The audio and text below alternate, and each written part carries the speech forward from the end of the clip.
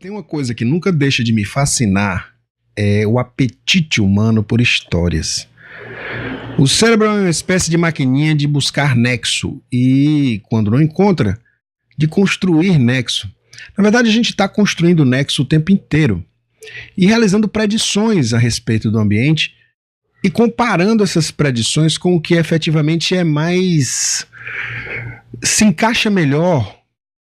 E aí, essas predições viram experiência. They say every man must need protection. They say... sei lá que diabo que eles dizem, mas... So I remember everything of every man who puts me here. Hey, I see my life come shining. 21 de maio de 2016, algumas pessoas se reuniram para protestar contra a abertura de uma biblioteca em um centro islâmico em Houston, no Texas. Duas pessoas seguravam um banner White Lives Matter, numa referência à campanha Black Lives Matter. E aí, já do outro lado da rua, teve um contraprotesto. Não teve exatamente um confronto. E tem um vídeo aí que eu vou linkar aqui embaixo, que ele mostra uma interação barulhenta, mas não violenta. Esse movimento foi denominado Stop the Islamization of Texas, ou seja, pare com a islamização do Texas. Imagina aí, os caras estão com medo do estado mais americano dos Estados Unidos tornar-se uma republiqueta islâmica. Desculpei o sorriso, mas é porque, putz, isso parece muito com uma piada, né? O nexo que eu encontro disso é um nexo de comédia, né? E esse protesto foi convocado e promovido por uma página no Facebook chamada The Heart of Texas, o coração do Texas, e que alegou que a biblioteca tinha sido financiada com dinheiro público dos texanos, dinheiro de pagador de impostos. E aí isso iniciou um protesto. Só que aconteceu uma coisa bem estranha. Eles chegaram lá para protestar. Tinha lá os White Lives Matter, mas não encontraram nenhum administrador da página no protesto. Daí a CNN foi investigar e descobriu que aquela página era baseada, na verdade, em São Petersburgo, na Rússia. Ou seja, nós temos por trás dessa situação um dos maiores trolls da internet mundial, Presidente Vladimir Putin. One man has the strength of 100 bear. His sweat is a Pilsner beer. É interessantíssimo porque a página do Facebook, ela tem uma série de erros de inglês. Tem umas frases construídas de uma maneira pouco usual. All those in favor of gun controls, raise your hand. Texas police is the best. Borá. The election is rigged. The US is broken. E coisas do tipo. E os caras se reuniram em cima de uma história e de um fake news. Uma história principal verdadeira. Vai abrir uma biblioteca nova no Centro Islâmico em Houston. E uma pitada de fake news, que é vocês que estão pagando por isso. E aí todo mundo correu para protestar. Imagina aí. Você ouve uma história, ela faz sentido, e aí ela move você na direção de um movimento político. E aí quando você chega lá, outras pessoas estão se movendo nessa direção, então você se sente validado.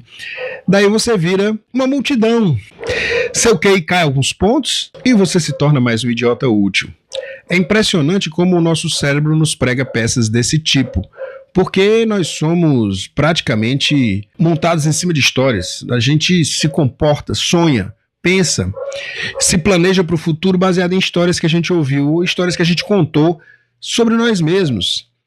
Daí por que é tão difícil lidar com essa história da fake news, gente? Porque é uma parte muito intrínseca da natureza humana e é uma parte que os trolls conhecem muito bem, trolls como o Vladimir Putin. E eles podem colocar pessoas umas contra as outras, eles não tendo nada a ver com o conflito, eles querendo ver apenas o circo pegar fogo, como é do feitio de um cara como o Vladimir Putin. E aí você vê as pessoas aí se degladiando por nada. Isso é uma característica tão marcante do debate político atual, né? Você vê que tem um incitador anônimo, que é aquele troll que chega, proclama os valores de um grupo, dá o primeiro tiro, sai correndo, porque ele já não concordava com os valores daquele grupo para começar, ele tinha feito isso só para começar a esculambação, e aí começa uma troca de tiro, de porrada, de tapa, e o troll fica lá em cima do monte, aí, emboscou, olhando para baixo e rindo da sua cara. Então eu acho que isso aí deve fazer a gente refletir. Procure não reagir imediatamente. Tome como regra não reagir imediatamente a uma coisa que você leu na internet. Primeiro, que pode ser uma piada e você não entendeu. O segundo, que pode ser um fake news desenhado para fazer você reagir. E aí ele vai ter bem mais características, entendeu? Vai ter outras características que vão levar você a ficar irado e se manifestar. Ninguém está imune a reagir dessa maneira. Eu mesmo, durante 2013, o ano de 2013, aqueles protestos de junho, eu nunca realmente saí, tirei a bunda dessa cadeira para ir protestar onde quer que fosse, em nenhum lugar.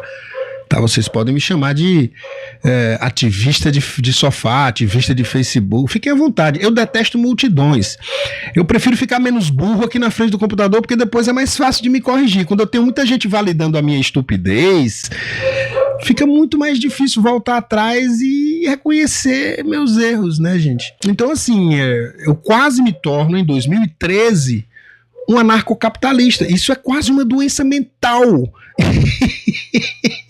E foi principalmente por causa dessas historinhas de rede social, entendeu? Naturalmente combinada com a minha frustração de viver num país onde tudo é de papel. Tudo depende da assinatura de alguém. As coisas reais são as que menos importam. As que importam são aquelas que estão representadas num documento oficial, num formulário de 100 páginas ou qualquer estupidez burocrática do tipo. A gente tem todos nós temos essa fúria, né? Não sabemos direito o que fazer com ela, porque os políticos que estão lá em cima e que fazem as regras estão muito confortavelmente instalados nesse caos de papel que o Brasil se tornou. Mas, enfim, eu não mudei nada me tornando anarcocapitalista ou libertário ou qualquer que seja a história. Em mim sobrou um liberal que acredita no indivíduo como uma força motriz. Isso aí realmente não saiu de mim ainda. E eu espero que nunca saia, porque foi isso que me manteve no sofá para começar a história. Então é isso, gente. Eu queria só compartilhar com vocês essa história de como você pode ser pego de calça curta fazendo uma coisa que não tem nenhum sentido, protestando contra uma razão inexistente porque alguém misturou algumas doses de mentira na sua verdade e você se... I see my life come shining from the west down to the east.